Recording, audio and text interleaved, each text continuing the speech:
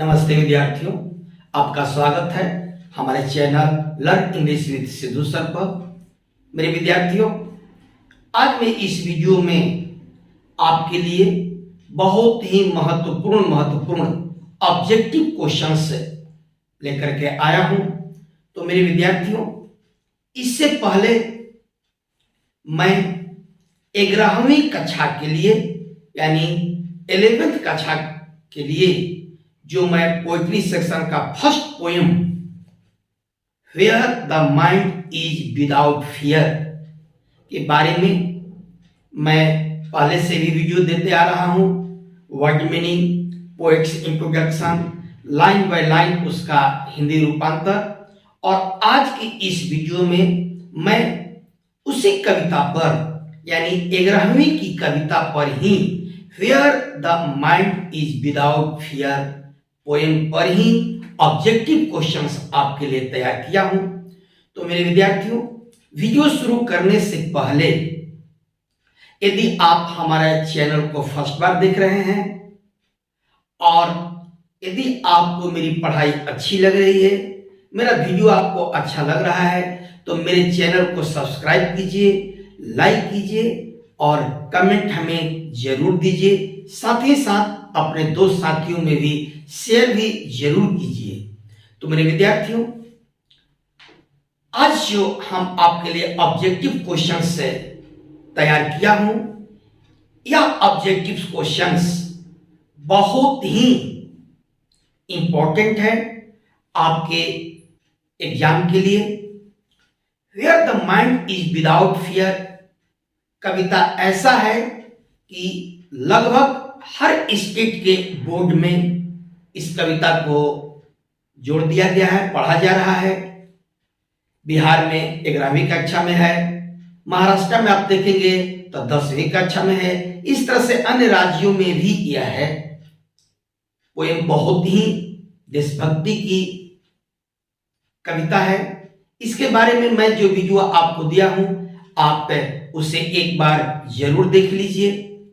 अब तक यदि आप नहीं देखे हैं तो मेरा रिक्वेस्ट है कि where the mind is without fear पर मैं जो भी पहले वीडियो आपको दिया हूं उसको एक बार मेरे विद्यार्थी अवश्य देख लीजिए। साथ ही साथ आज मैं जो इस वीडियो में ऑब्जेक्टिव क्वेश्चंस, जिसको आप लोग multiple choice questions MCQ short में आप लिखते हैं, तैयार किया हूं। इसमें मैं 2 पार्ट बना दिया हूं ताकि आपका वीडियो बहुत लंबा ना हो, आपका समय बर्बाद ना हो। तो मेरे विद्यार्थियों, आज इस वीडियो में where the mind is without fear पर पार्ट 1 ऑब्जेक्टिव क्वेश्चंस आपके लिए मैं दे रहा हूं। आइए हम लोग where the mind is without fear के ऑब्जेक्टिव क्वेश्चंस के बारे में पढ़ें। तो मेरे विद्यार्थियों, फर्स्ट क्वेश्चन है who is the poet of the poem where the mind is without fear. कविता where the mind is without fear के कौन कवि हैं? ऑप्शन है ए में कालिदास, बी में रविन्द्रनाथ टैगोर, सी में सरोजिनी नायडू और डी में नन ऑफ दिस। तो इस प्रश्न का जवाब होगा बी यानी रविन्द्रनाथ टैगोर। इस कविता के कवि हैं Rabindranath Tagore. Next question, question number 2, Rabindranath Tagore was born on. Rabindranath Tagore का जन्म हुआ था, ए ऑप्शन है 7 मई 1861 जोरासंका ठाकुरबाड़ी कलकत्ता बंगाल। बी में है 9 मई 1861 जोरासंका ठाकुरबाड़ी कलकत्ता बंगाल। सी में है 10 मई 1861 जोरासंका ठाकुरबाड़ी कलकत्ता बंगाल। डी में है नन। तो मेरे विद्यार्थी, इस प्रश्न का जवाब होगा ए यानी 7 मई वन में ठाकुरबाड़ी कलकत्ता बंगाल में रविन्द्रनाथ टैगोर का जन्म हुआ था। नेक्स्ट क्वेश्चन है 3 यानी तीसरा, the great poet Rabindranath Tagore died on, महान कवि रविन्द्रनाथ टैगोर की मृत्यु हुई। ए ऑप्शन है 7 अगस्त 1941, बी ऑप्शन है 9 अगस्त 1941, सी ऑप्शन है 10 अगस्त 1941, डी ऑप्शन है 11 अगस्त 1941। इस प्रश्न का जवाब भी होगा ए, यानी 7 अगस्त 1941 को रविन्द्रनाथ टैगोर का देहांत हो गया था।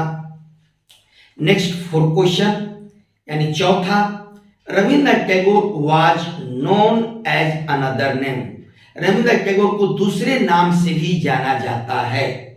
ए ऑप्शन है पंडित जी, बी ऑप्शन है गुरुदेव, सी ऑप्शन है नाइटिंगेल, डी ऑप्शन है महात्मा। इस प्रश्न का भी जवाब होगा बी, यानी रविन्द्रनाथ टैगोर को गुरुदेव के नाम से भी जाना जाता था। 5 क्वेश्चन है पांचवा, who is the writer of our national anthem, हमारे राष्ट्रीय गान का लेखक कौन है। ए ऑप्शन है रविन्द्रनाथ टैगोर, बी ऑप्शन है महात्मा गांधी, सी ऑप्शन है नेहरू जी, डी ऑप्शन है सुभाष चंद्र बोस। इसका जवाब ए होगा रविन्द्रनाथ टैगोर, यानी नेशनल एंथम के लेखक हैं Rabindranath Tagore. 6 question, who has composed the national anthem of Bangladesh, Amar Sonar Bangla. A option है सरोजिनी नायडू, बी ऑप्शन है रविन्द्रनाथ टैगोर, सी ऑप्शन है मोहम्मद इकबाल, डी ऑप्शन है नन ऑफ दिस। यानी बांग्लादेश के राष्ट्रीय गान सोनार अमर सोनार बांग्ला का भी लेखक रविन्द्रनाथ टैगोर हैं। यानी 6 छठा का भी जवाब होगा B Rabindranath Tagore. Next question मेरे विद्यार्थी 7 यानी 7वां, टैगोर वाज फेमस। ए है ड्रामेटिस्ट, बी है पोएट, सी है नोवेलिस्ट, डी है ऑल ऑफ दिस। मेरे विद्यार्थियों इस प्रश्न का जवाब होगा डी, ऑल ऑफ दिस। यानी रविन्द्रनाथ टैगोर ड्रामेटिस्ट भी थे, पोएट भी थे, नोवेलिस्ट भी थे। नेक्स्ट क्वेश्चन 8वां, Gitanjali was originally composed in Bengali. Gitanjali प्रारंभ में बंगाली में लिखा गया था, बांग्ला भाषा में लिखा गया था। उसका टाइटल क्या था। ए ऑप्शन है प्रार्थना, बी ऑप्शन है शांति, सी ऑप्शन है गॉड, डी ऑप्शन है नन। यानी इसका जवाब होगा ए प्रार्थना। गीतांजलि का प्रारंभिक टाइटल था प्रार्थना। 9 क्वेश्चन 9वां, where the mind is without fear is from. Where the mind is without fear कहां से लिया गया। ए है English version of Gitanjali, B है English version of Gora, C है इंग्लिश वर्जन ऑफ साधना और डी है English version of the post office. ये चारों किताब रविन्द्रनाथ टैगोर के द्वारा ही लिखा गया था, लेकिन इसका जवाब होगा ए इंग्लिश वर्जन ऑफ गीतांजलि, यानी गीतांजलि से इस कविता को लिया गया था। 10 क्वेश्चन 10वां, the expression head is held high indicates. A है option freedom of mind, B है freedom of self respect, C है freedom of mind and respect और डी है नन ऑफ दिस। तो इस प्रश्न का भी जवाब होगा सी, यानी freedom of mind and respect. Next question 11th यानी 11, the expression knowledge is free indicates. A option है free from idea, B option है free from superstition, C option है free of corruption, D option है none of this. यानी 11 का भी जवाब होगा मेरे विद्यार्थी बी, यानी फ्री फ्रॉम सुपरस्टिशन इसका जवाब होगा। 12th question 12, the line the world has not been broken up into fragments by narrow domestic walls is from. इस पंक्ति को कहां से लिया गया है? ए ऑप्शन है where the mind is without fear, B option है the village song, C option है the marriage of true minds, D option है नन ऑफ दिस। तो मेरे विद्यार्थियों, इस पंक्ति को where the mind is without fear कविता से लिया गया है, यानी इसका जवाब होगा A where the mind is without fear. Next question 13 यानी 13, the world has not been broken up into fragments by narrow, आगे डॉट डॉट है। ए ऑप्शन है डोमेस्टिक वॉल्स, बी ऑप्शन है प्राइवेट वॉल्स, डी ऑप्शन है domestic boundary और D option है the wall of British rule. मेरे विद्यार्थियों, इस प्रश्न का जवाब होगा ए, यानी डोमेस्टिक वॉल। घरेलू विषमताओं से हमारा देश टुकड़े टुकड़े में बट न जाए। नेक्स्ट क्वेश्चन 14 यानी 14, domestic walls have been created because of. Domestic wall किस कारण से क्रिएट किया गया है? ए ऑप्शन है नैरोनेस, बी ऑप्शन है ब्रॉडनेस, सी ऑप्शन है selfishness and narrowness, D option है सेल्फिशनेस। यानी 14 का भी जवाब होगा C, selfishness and narrowness. 15th question 15, according to poet, कवि के अनुसार the words to come out from, शब्द निकलना चाहिए कहां से? ए ऑप्शन है the depth of truth, B option है the depth of inner heart, C option है द डेप्थ ऑफ माइंड और डी ऑप्शन है द डेप्थ ऑफ स्पिरिट। तो मेरे विद्यार्थियों, सत्य की गहराई से शब्द निकलना चाहिए, यानी इसका जवाब होगा ए, द डेप्थ ऑफ ट्रूथ। कवि के अनुसार सत्य की गहराई से शब्द निकालना चाहिए, यानी हमें भारतवासियों को हमेशा सच बोलना चाहिए, कभी भी असत्य और झूठ का सहारा नहीं लेना चाहिए। कवि यही कहना चाहते हैं। नेक्स्ट क्वेश्चन है 16 यानी 16, in the poem reason is compare to, कविता में रीजन किससे तुलना किया गया है? ए ऑप्शन है रिवर, बी ऑप्शन है माउंटेन, सी ऑप्शन है ओशन और डी ऑप्शन है लेक। मेरे विद्यार्थियों, 16 का भी जवाब होगा ए, यानी रिवर।